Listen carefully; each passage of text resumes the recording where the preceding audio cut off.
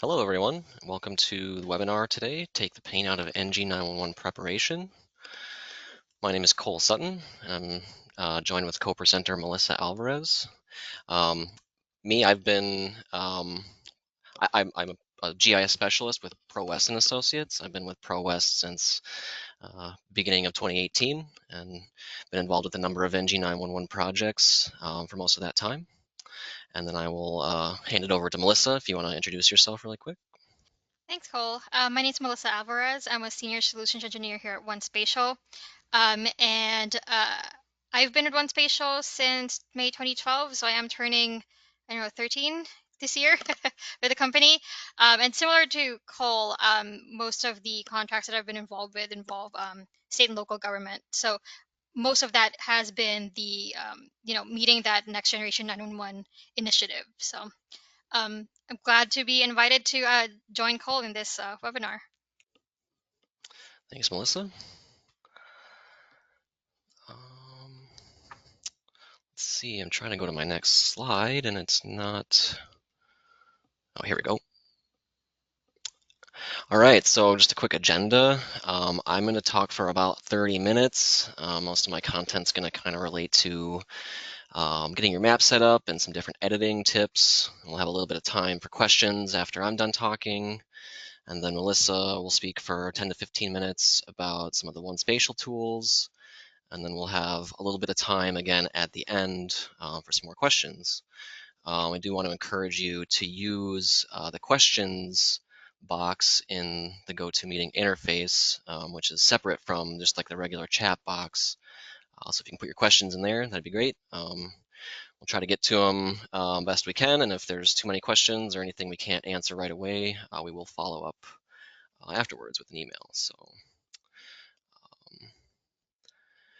So yeah, in terms of map setup, I'm going to be kind of talking about getting your layers organized, setting up some symbology and labels, making some of your layers and your different labels scale dependent where appropriate. I'll kind of talk about getting your fields in order in your attribute table, highlighting the important stuff, and how to do a custom sort in your attribute table. I'll touch a little bit on display expressions and then developing MSAG community polygons if you don't already have something like that. And so I do have a video actually prepared ahead of time just to make sure there aren't any technical difficulties during my demo. I have it recorded ahead of time and it kind of prevents me from rambling too long. So I will pull up my video really quickly, and there will be a handout that I will provide that you can download after the fact just to refer to later. It's just a PDF which kind of lists out some of the same points that I'm going to discuss in this video here. So let me get this pulled up. And so yeah, again, this first video is going to cover some of the kind of map setup and visuals content.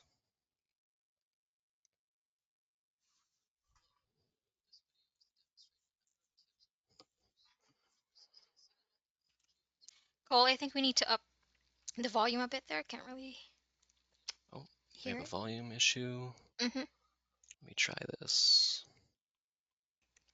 Or maybe we need to toggle the audio source again. Let me try one more time. If it's still bad, let me know.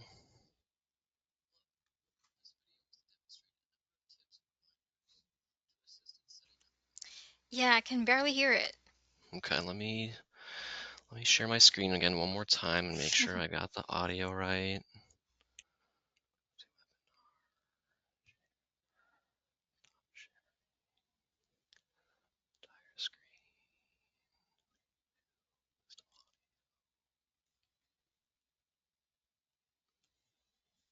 All right, one more time here. Hopefully I got it. For the task of NG9-1-1 data editing. Is that better? Is it playing? Let me try it once more. Hello. This video has Perfect. a number of Great. tips and reminders to assist in setting up your ArcGIS Pro map for the task of NG9-1-1 data editing. The video will be accompanied by a summary PDF handout document. Tip number one, you can use separate layers for different labels and symbologies. For example, I have a few different layers set up to handle labels and symbologies for my road center lines. These layers all point to the same feature class in my database, but they control different things. So these layers are set up to handle specifically the labels in my map. And I like to have these as their own layer so they can be toggled independently in my main contents here. I also have multiple road lines set up to handle different symbologies. So I have one set of road arrows that shows the direction of increasing addresses in my roads, and I have a different set of arrows that shows me the direction of one-way travel. So we can see here along the interstate, those smaller gray arrows, which indicate the one-way travel. Tip number two, use symbology to highlight known anomalies. So all of my address points are displayed with a simple yellow dot, except for those that have some status set in our ProWest status field. So for known anomalies, things like wrong parity addresses, for example, those will be highlighted on the map with a small red halo as a reminder that that anomaly is known. So right here we have a wrong parity address, but I can see and I'm reminded by the red halo that that's a known anomaly. I'm not getting tripped up by it and having to reinvestigate it over and over because I know it's already been marked, it's already been investigated. Tip number three, use layer groups to keep your layers organized. So for example, I have a whole group for my road labels. I've got a group set up to organize my boundary layers. Um, and I especially like to have one big group to contain everything except for the imagery. And for the reason I like to do that is so that I can turn off everything but the imagery in a single click and have an instant clear look at the underlying photograph. My fourth tip kind of goes along with this. Within my non-imagery group, actually near the bottom of my boundary layers, I've chosen one layer to have a transparent white fill, and that essentially serves as a whitewash on top of the background imagery so that that imagery is always muted except for when I turn off non-imagery. That way I'm not messing around with layer transparency or anything like that. Tip number five, you should be showing and hiding your labels at appropriate scales. So when you zoom out, your map isn't trying to draw thousands and thousands of address point labels all at the same time.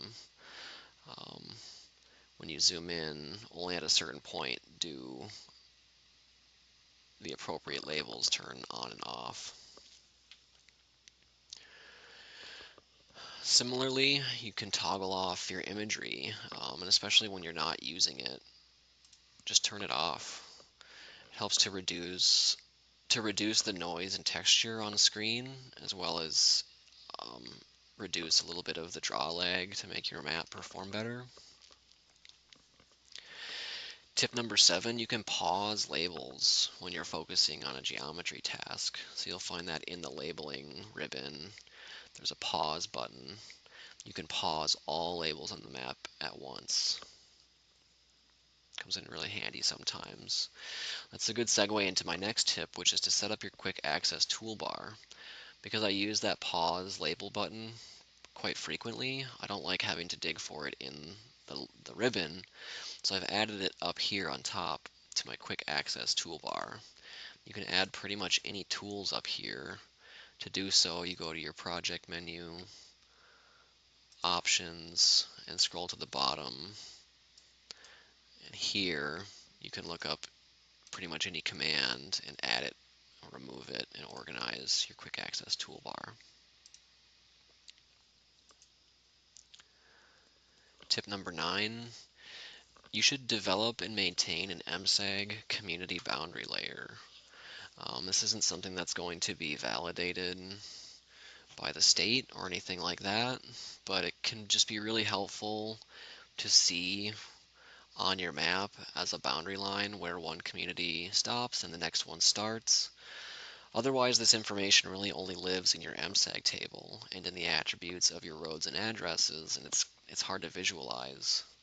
These boundaries really are helpful in the maintenance of those attributes. Tip number 10, vary the color, the width, the dash pattern, and the transparency for your different boundary layers, and try to achieve something that allows all these layers to be turned on all at the same time, um, so that you always have an awareness of them, but also so that even when the layers are intersecting and overlapping, you can still differentiate them visually. You can still keep track of what's going on. Tip number 11, coordinate the colors of your symbols and your labels. So you might notice here my orange boundaries have orange labels. My green boundaries have green labels. My blue boundaries have blue labels, and so on. Try using pale or muted tones in your map. Use stronger, bolder colors more sparsely. Those paler, more muted tones are especially useful, I think, for label halo colors, like these light yellow halos, the light blue, the light orange I'm using. Um, they match more closely with the background color or with the background imagery, so as not to create too much visual vibration and contrast. Tip number 13, you should be labeling your road ranges, the to ranges and the from ranges on the left and right side. And I recommend also varying the from colors and the to colors just slightly, since sometimes setting up these labels, they might have a tendency to be offset and push past each other and kind of swap places. If you're looking for a how to set this up, there's a good Esri um, guide that explains how to set up these stacked numbers offset on the left and right side and the different labeling options necessary for that. So definitely recommend checking out this labeling street address ranges page.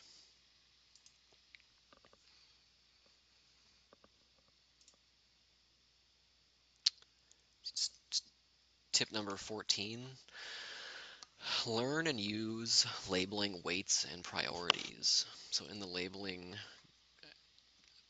ribbon in the map group, you'll find these weights and priorities options. It's really just to specify which labels are the most important to draw and then which geometries carry the most weight. A good example, I like to give a high weight to my address point features to ensure that no other labels will ever accidentally cover up and block an address point and prevent me from seeing it. Number 15, customize your display expression for different selected features. For example, if I'm selecting multiple road center lines here, I have my display expression set so that in my attributes pane, it tells me the name and the range values for each selected segment. It can be really helpful when you're selecting numerous segments and trying to get a sense of what's going on. To customize this, you just right click the layer either here or in your contents. You go to the layer properties, the display tab, and here you can either choose to display a particular field or you can articulate a custom expression to concatenate numerous fields like I've done here.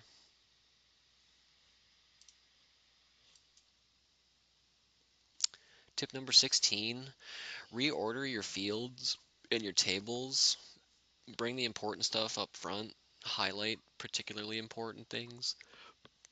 Turn off anything that's not useful. Get it out of your way. You don't want to be scrolling, through endless fields trying to find the ones that you're dealing with all the time. Bring them up front. Highlight what's important. Make it easy to visually navigate. And the changes you make here in your table will also carry over into your attributes pane here. Tip number 17, take advantage of advanced table sorting. In some cases, it may be useful to sort um, in a custom order.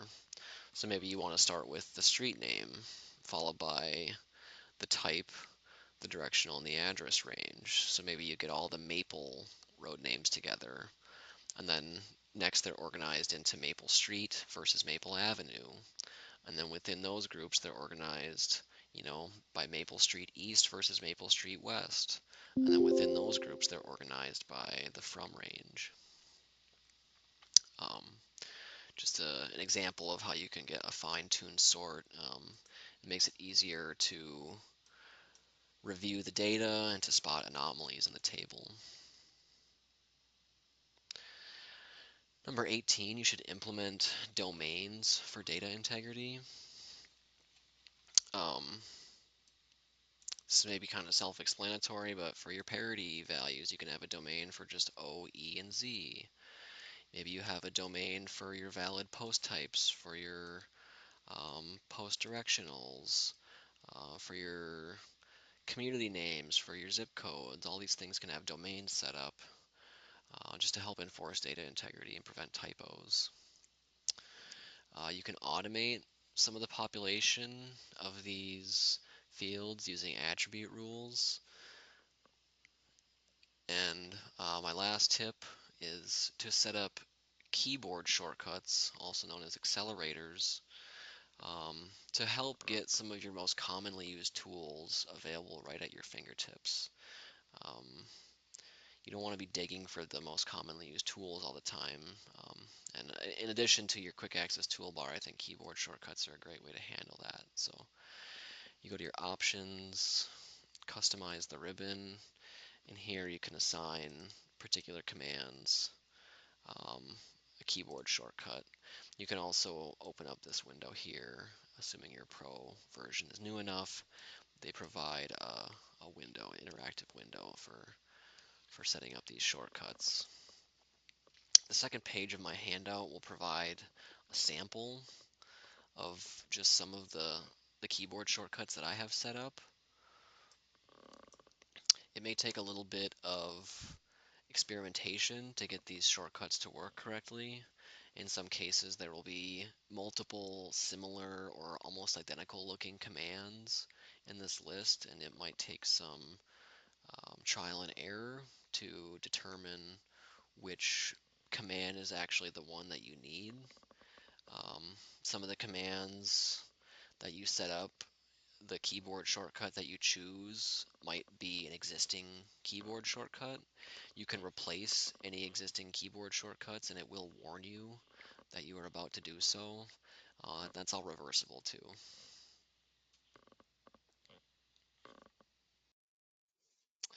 Right, so that's the end of my first video, and I do have a couple slides just sort of as a supplement to some of the things I mentioned in that video. So in addition to highlighting known anomalies in, let's say, your address points, I've also come up with an idea that if you have a comment field or like a remark field, sometimes that information is nice to be aware of as well. So you can set up another label class, kind of like what you see here on screen, that has like a little, maybe like a little call out bubble, just to kind of give you a heads up on any known issues or, issues that are being investigated or just different things that are going on. I'll expand a little bit on something I mentioned in the video here, developing MSAG community polygons. Now, if you don't have a polygon layer like that already, I'll kind of just explain here how we go about developing that. What we do is we start off by colorizing our address points as well as our road center lines using the MSAG community names so that each community, or at least the ones that are next to each other, have kind of different colors. Um, in particular, particularly for the roads, since that information lives in two separate attributes, there's an MSAG right and an MSAG left. What we do is we have two separate layers, and each layer handles one side and has an offset line with that colorized like with that color. And so then what you end up with is something like this, where you've got this kind of green area, this gold area, this blue area, and you can kind of just what you can do is you can start with a county-wide polygon, and you can use the cut tool, and you can just cruise around and just sort of cut out. I've already got them cut out here, these orange dash lines, but you can just sort of, cut in between where all these different colors are appearing. Um, and it's kind of just an easy way to visualize that information and to get those boundaries cut out. This is also a useful technique for other boundary layers and their equivalent attributes in the road center lines and in the address points. So here's like another example where I've colorized my municipality layer. We've got cities and townships here in the sample Minnesota County. So those background polygons are kind of assigned colors, and then I set up colors in the address points and the road center lines as well. And it's kind of just a useful QC tool. You can kind of see from a high level, without doing like a spatial join or anything like that. You can kind of see, if there are any oddballs. If it's, if something's the wrong color, it should stick out like a sore thumb. And even when you zoom in closer, you can really see segment by segment which segments have, which attributes on the left versus the right. You might identify issues where, hey, maybe this road right here should be yellow on the right side. Maybe that's supposed to be Finlayson Township. And maybe you'd zoom in a little closer and you'd see, okay, no, that road fully is within the city, so it should be purple on both sides. But either way, it's just a good way to kind of visualize that information and kind of do quality checks on it. Let me back up a little bit.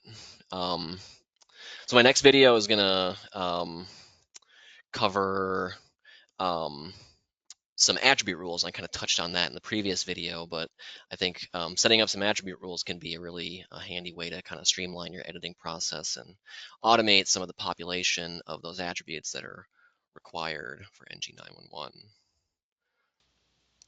Hello. This video is to demonstrate how you can use attribute rules to streamline the creation and maintenance of your address point data. If you've heard of Esri's address data management solution, you may recognize this address line tool. As you'll see here, the functionality of the tool can be achieved independently without implementing the entire solution. Before I demonstrate the actual tool, I'll show you a little bit under the hood, how things work. In the attribute rules for our address line feature class, we have one attribute rule.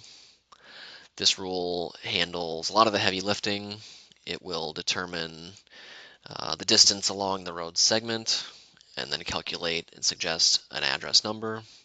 It will also pull in the street name and any other attributes that need to be pulled in directly from the center line into the address points. In some cases, even side-dependent attributes, so left side, right side attributes. Beyond that, we have a few attribute rules that are directly on the address point feature class. One rule here to generate a new unique ID. A couple other rules here, CTU name and ID, parcel ID. These are configured to pull in values from intersecting polygons. So that's another way you can pull in attributes into your address points. The next three rules here, update the full address, the delivery address, the full street name, whenever a street name or an address component is changed, so it will detect that change and automatically reconcatenate those values.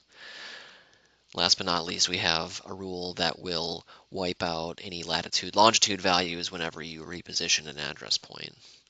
Ideally, we would like to have a rule that calculates new latitude, longitude values when a point is created. However, that's not really easy to achieve yet with attribute rules, so the best we can do is wipe out stale values when a point is repositioned. So I'll jump back into the map here and show you how it works. To create a single address, we can use just the 2-point line feature template. Our first point, we click on to the road center line. Again, this will be the position from which the address number will be calculated. So this is typically, the location of the driveway entrance. So your first point you'll click, and then the second point will determine the left side or the right side. It'll figure out which side of the road you're on, and then it will also place the address. So, a lot of times you want to put this onto the structure. Let's say it's going to be right here. So in the background, we have that attribute, so those attribute rules are firing. It's automatically suggesting a house number for us, 23460. The tool won't be smart enough to know if that address number is already in use, but let's say it was, you can easily adjust that number to a more suitable value. Let's say we want to bump it up to 462. We hit enter, and as I mentioned, any alteration of an address component will automatically trigger the full address to be recalculated along with the full street. You can see we've got our ID was automatically generated.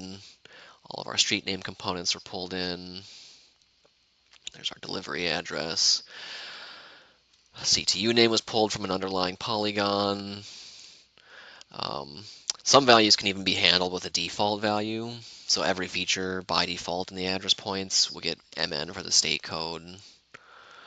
We'll get US for the country code. The pin was pulled in from an underlying polygon. ESN and MSEG, those were pulled in from the corresponding right-hand side attributes of the road. So it's really just kind of streamlining our process here and preventing us from having to type a lot of these things in manually. Another way to use this address line tool is to create multiple address points at once. So if we use the regular line construction tool, and you'll see by default we have an increment value here of 2. How that works is the first point we click on the road, that determines the starting number, and then every vertex we click beyond that will add an address point, and the house number will increment by 2. So here we have 23398, 400, 402, 404, created all in one fell swoop. Similarly, you can adjust that increment value to 0. Let's say you have an apartment building where all the units will share the same house number. Works pretty much the same way. You click on the road, add a few vertices beyond that first point, and each of those addresses will share a common house number, in this case 23238.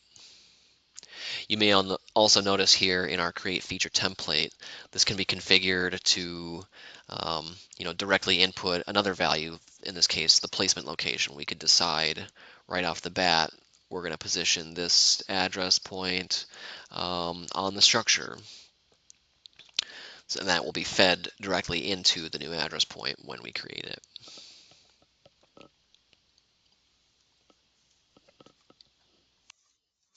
All right, so that concludes my second video, kind of showcasing what you can do with attribute rules.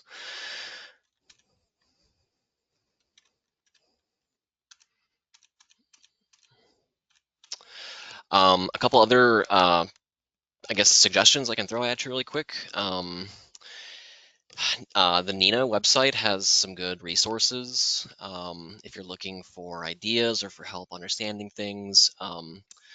This knowledge base, this kb.nina.org, has a glossary page.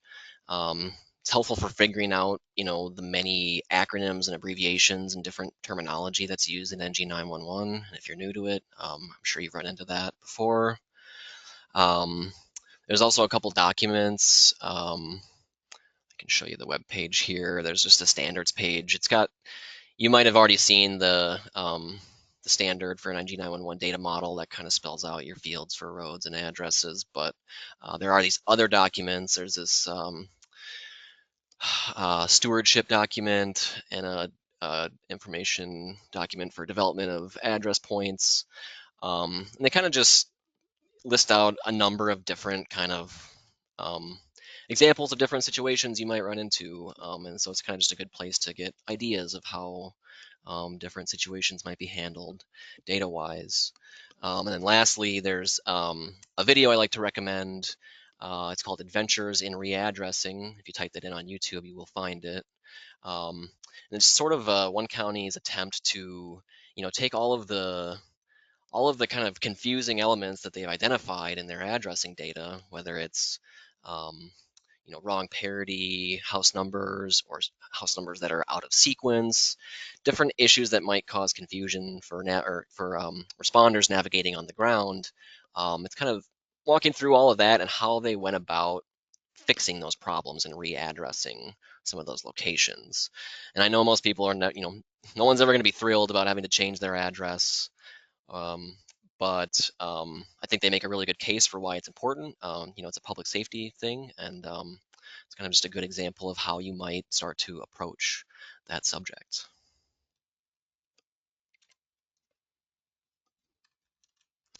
Um, so let me just check here. I'm not seeing any questions yet in the questions pane. Um, but I guess if anybody has any questions right away, we've got a little bit of time before I hand it over to Melissa. Um, so if you want to get those questions in, I'll kind of just hold tight for a minute, see if we have any come in.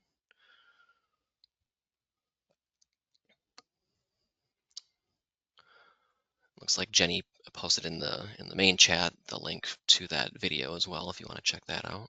Thanks, Jenny.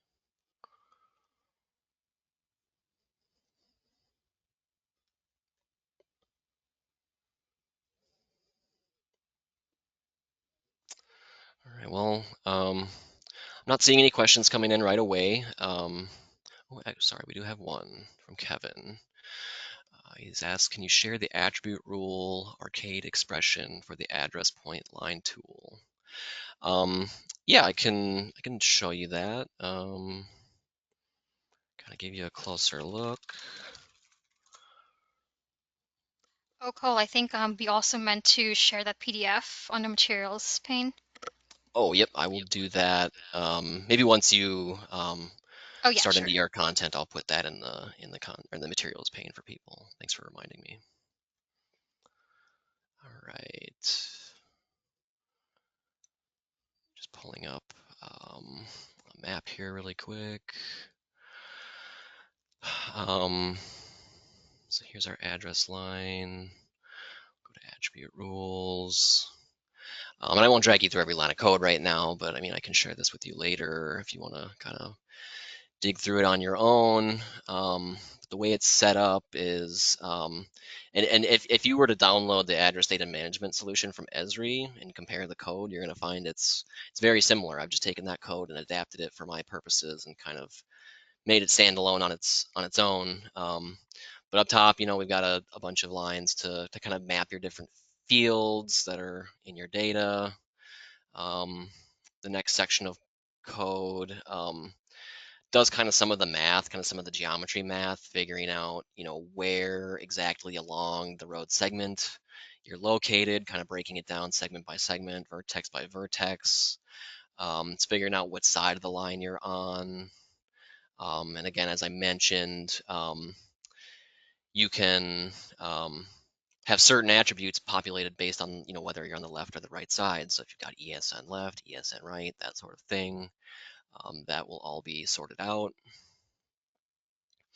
And then kind of the way it finishes, I guess, is by a push statement. So any addresses that are um, to be added get added to this dictionary of new points with all their attributes, and those get pushed in at the end.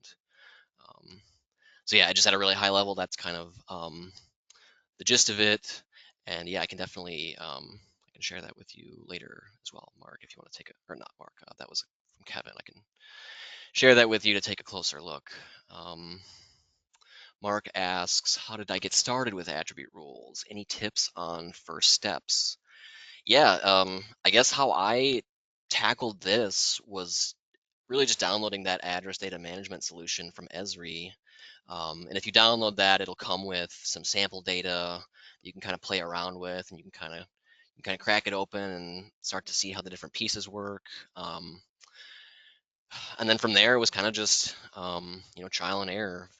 Just digging through the rules that they had set up and kind of figuring out how I could customize it for my own county. So I guess that's kind of the best tip I can give is just to start with what they've got and start to pull it apart and figure out how it works. It looks like Scott's asking for those as well. Yep, I can help out with that. Um, got kind of a couple more minutes for questions on my content before I hand it off to Melissa. If anyone wants to get a question in quick. Otherwise, yeah, if there's a question for something that I talked about and we don't have time for it now, I can always reply after the fact by email too. So,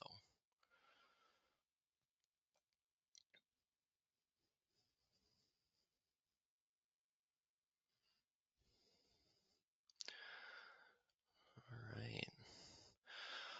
Well, not seeing any more questions right away. So I think with that, I will go ahead and let Melissa take over, and she can tell you a little bit about the one spatial tools. Thanks, Cole. Hopefully you see my screen in a bit. Yes? No? Yep, I can see it. All right. Thank you. So to complement Cole's presentation, I'll be showing a demonstration of our one engage for NG9-1-1 solution. So before that, I do want to show you kind of like a quick preview as to why we even wanted to present with ProWest today and why they invited us. On this slide is an example of the many projects that we partnered with ProWest on. This one is for the state of Minnesota, where we've stood up our public safety enterprise solution, otherwise known as One Engage, for NG9-1-1.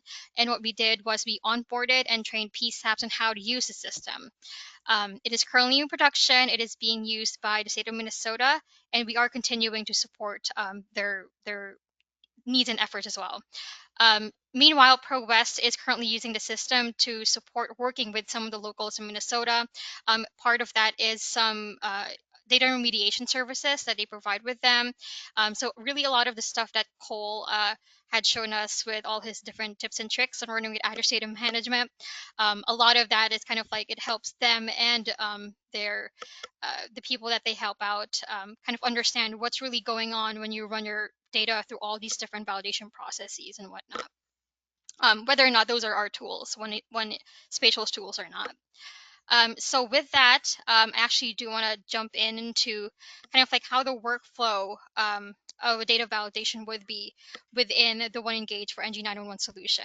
So I'm going to I'm going to log in as a PSAP data contributor, for example, and this is very similar to the process that ProWest does with some of the customers' data as well. So I'm going to go ahead and log in. This is a web interface that I'm logging into. And basically, I can see all my different workflow validations through tiles. So behind each of these tiles is a validation workflow. So it's a matter of selecting, do I want to go from the NGCCS required validations, legacy to end state validations, or some optional NG9-1 data cleanup checks that are kind of like beyond the minimum requirement for um, um, what your NGCS provider might ask for you. So what I'm going to do is just select one of these, and it's important to note as well. We're not going to have a lot of description in here, and a good thing might be to actually know what's going on. What are the different rule requirements or business rules will I need to run my data against? So that's why there's an information tab in this interface, and I can download a rule catalog. Let's take a look at that real quick. So when we start running our data against these rules, you will see them broken down as these, statements of requirements. So first one right here, for example, is it's saying that all your geometries have to be standard and non-complex. I selected it because I'm showing you right here, what does it actually mean that your geometry is standard and non-complex? So we define that by saying all the features that you submit through this specific validation workflow needs to be valid by OGC standards. We also list here the validity criteria of what a valid object or feature is. Scrolling down here, same goes for what is considered as an OGC simple feature. Excuse me. Also checking for multi-part geometries. As we know, there are some CAD systems or some map display systems that do not play nice with multi-part geometries. Same goes with geometries that have self-intersections.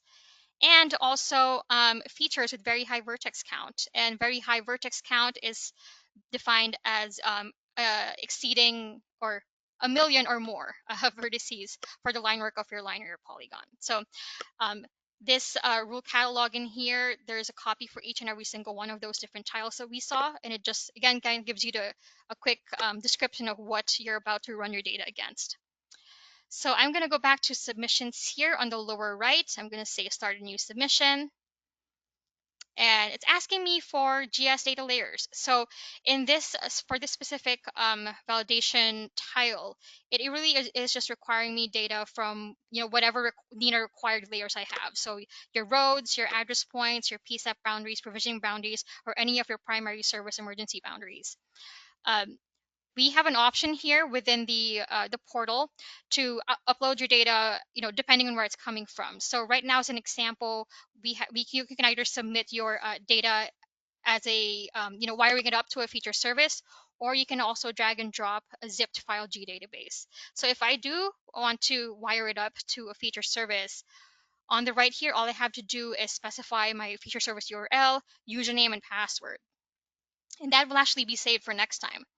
But for this demo, I'm going to go ahead and select a file G database.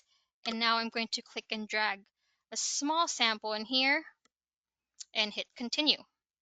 And what's going on behind the scenes is that it's saying these rules have been written against the NINA required data layers, and therefore it is requiring the NINA schema attributes as well, or it is in the NINA schema. So you're seeing in here that here are the different target classes, and here are my different source classes, as in what are the data sets that I just dragged in here.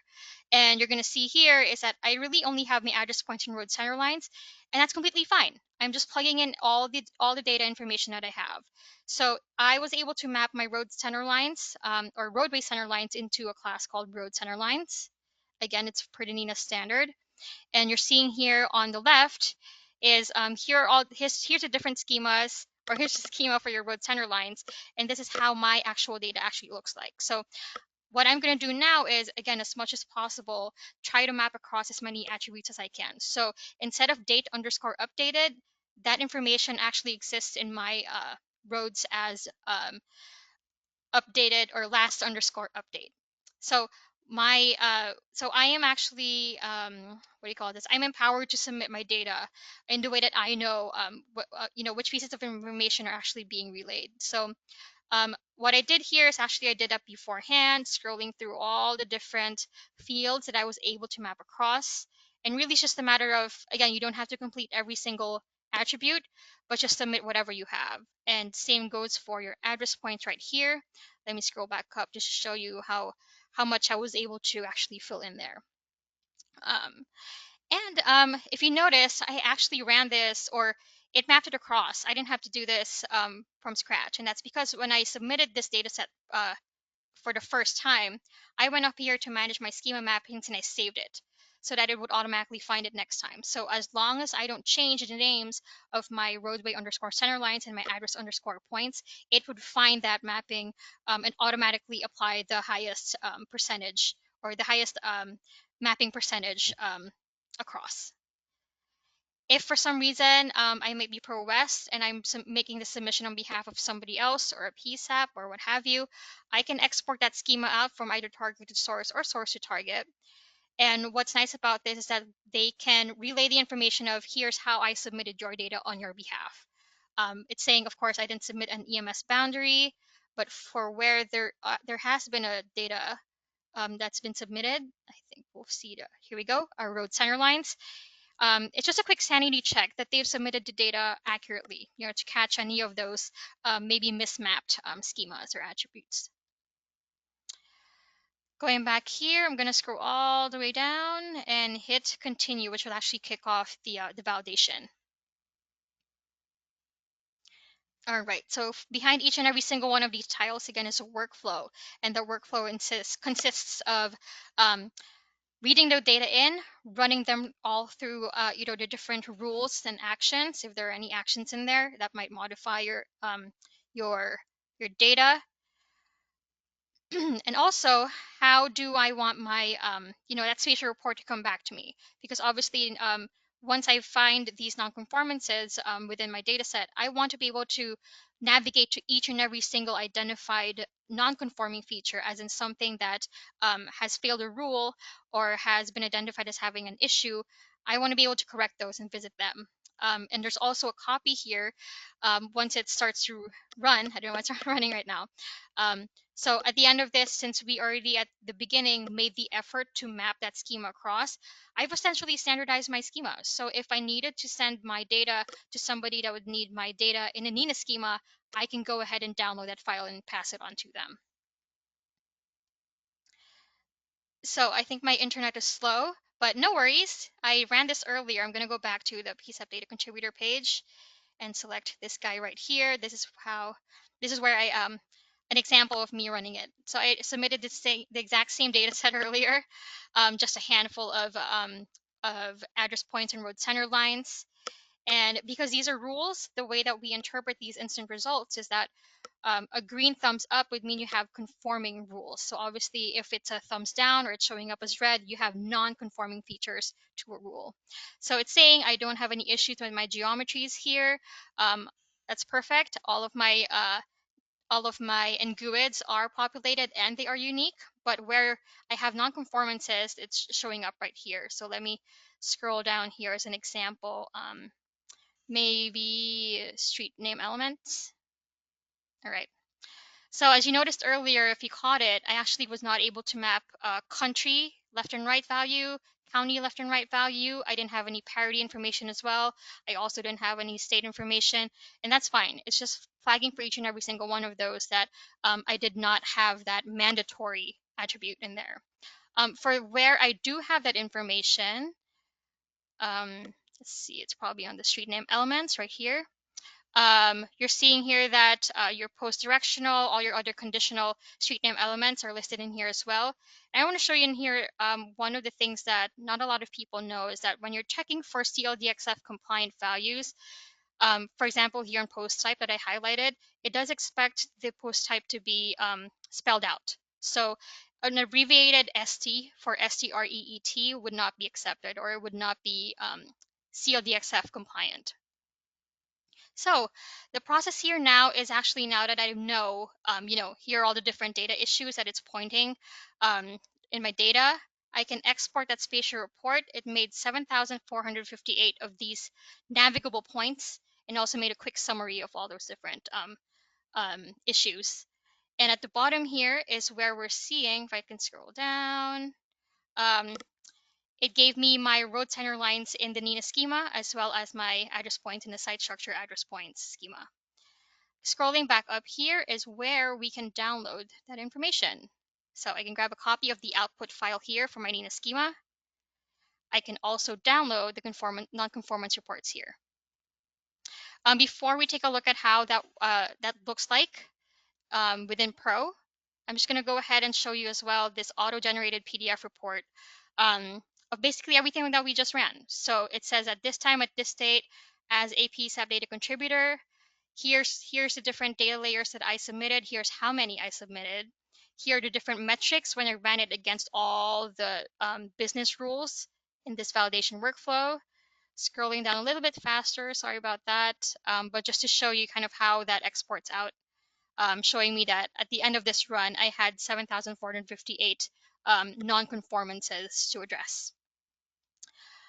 All right, so let's say that we've downloaded it, and this is where kind of like where those tricks and tips that Cole showed you earlier comes in handy, because obviously um, you might be running into the same issues within your data set sometimes, but that's the reason why the data submission portal allows you unlimited it allows you to reiterate your validation tools however many times as you need them to be. So before, so I initially already set up my address, my markups here for the different spatial report markup points that I got from that validation validation tool that we just ran. And I only highlighted the road center lines here. I want to show you here real quick. Let me select this one. So one of Cole's tips was to kind of show you, you want, with just one click, you want to be able to see as much information from your NG9-1 data um, as easily as possible, and you want to be able to see them fast because you want to be able to knock down all these different data issues as fast as you can. So one of the tips is, having that name up here, the complete name plus your left and right address ranges up here, so you don't have to go digging when you start looking through this attribute table right here.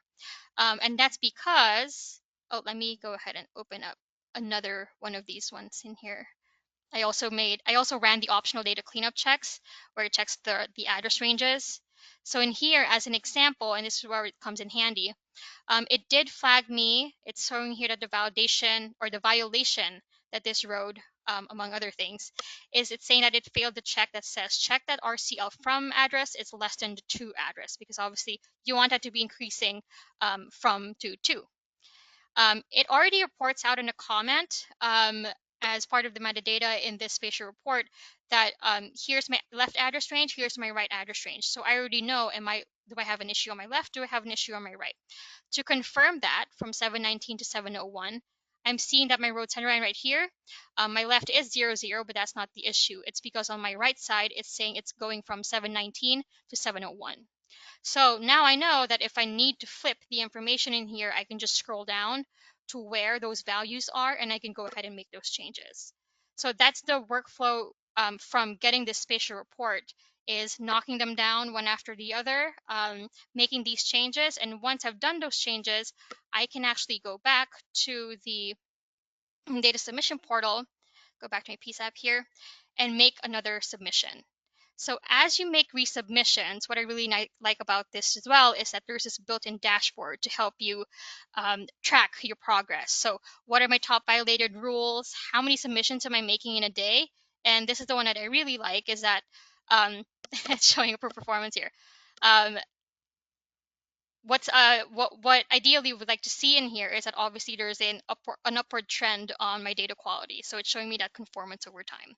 So it's nice to keep your own track, or your own set of metrics for everything that you do, so you know that, even if you might just be working towards this little by little, you know that you're improving and you are making progress. So it's very encouraging to have that information.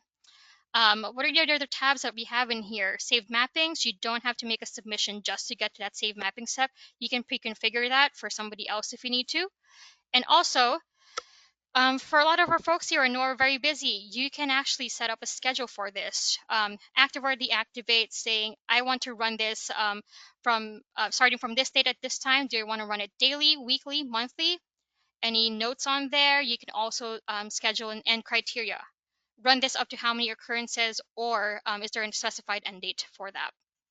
It will show you a preview of your scheduled events in here. And of course, you can delete that schedule. But I only have a few minutes left. But what I really also wanted to show you is that for a lot of our folks here on the call, I think a lot of us do tend to, do all of our work within ArcGIS Pro. So instead of having to export a file out or wiring up to something else, we have actually built in the everything that you just saw on the online portal as an add-in with your ArcGIS Pro product. So one spatial add-ins exists right here. It's a tab that pops up in here. On your settings, you just say, this is the OneEngage online portal that I want to connect to. Each user is assigned an API key. You do a quick test connection, it says success.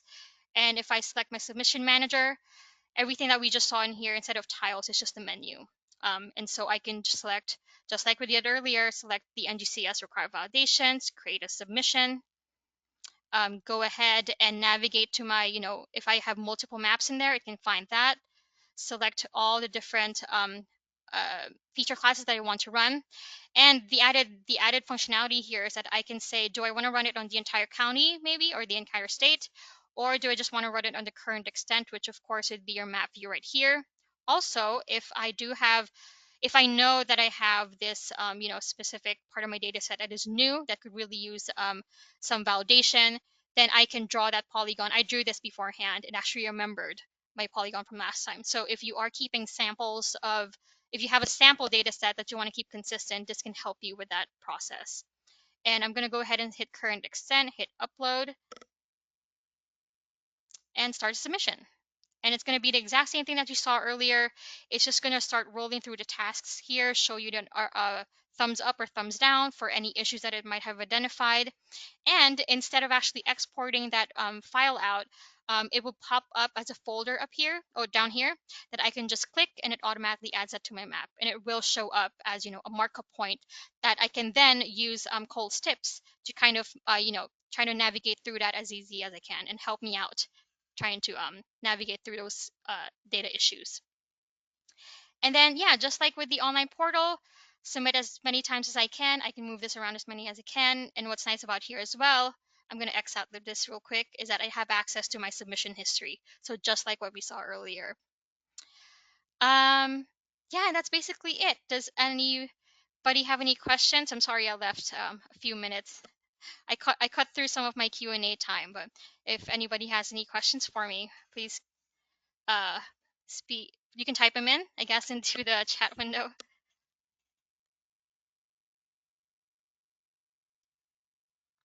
Oh, I'm seeing. Okay, I'm sorry. I'm a little late to the other questions tab. Okay, I'm seeing here what with the one spatial tool in ArcGIS Pro, can the data be in county coordinates? Absolutely. One of the things that happens behind the scenes in here, and this is true for the standards as well, is that it actually um, can can switch the target coordinate system into WGS84. And so one of the things that we've built in here is to on the fly make that change so that we're staying true to the parameters that we've built the rules against. So if for some reason there's a rule in there, and there is a rule in there that checks checking for very short segments of a road in a road network, that distance will translate um, uh, evenly. It's not going to flip just because you submitted a data set that's looking at your distance parameters in meters versus feet. It is that type of what do you call it? That type of functionality, intuitiveness is built into the system behind the scenes. You just don't get to see it, but it's happening. Let's see. Which questions in here are for Yep. me? Sorry, I will put that PDF in there right now. Thank you for that reminder, Charlene.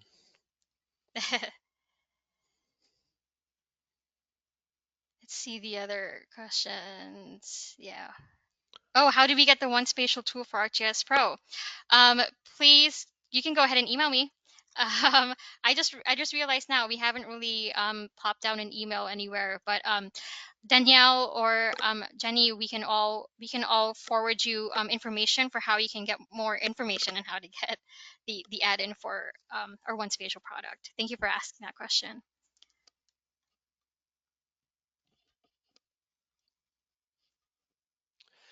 You know what? I assumed this materials pane was going to be drag and drop, and it does not seem to be, but I believe we can still send it out after the fact to attendees via email. Oh yeah, absolutely. So, Oh, I think this question might be for me. It's probably for me. What is service URI? Where are you supposed to get that info? Great question. So this is typically provided by your NGCS provider. At least that's what, from my experience, a lot of the counties that work with their NGCS providers, one of the things that one of the services they do provide is generate those service URI, service URNs for your different primary service boundaries. Um, yeah, so it is built per the NINA standard. It does have that format in there as well, and you'll find that information in one of the documents, one of the standards that Cole mentioned earlier, which is the NINA standard for GS data model.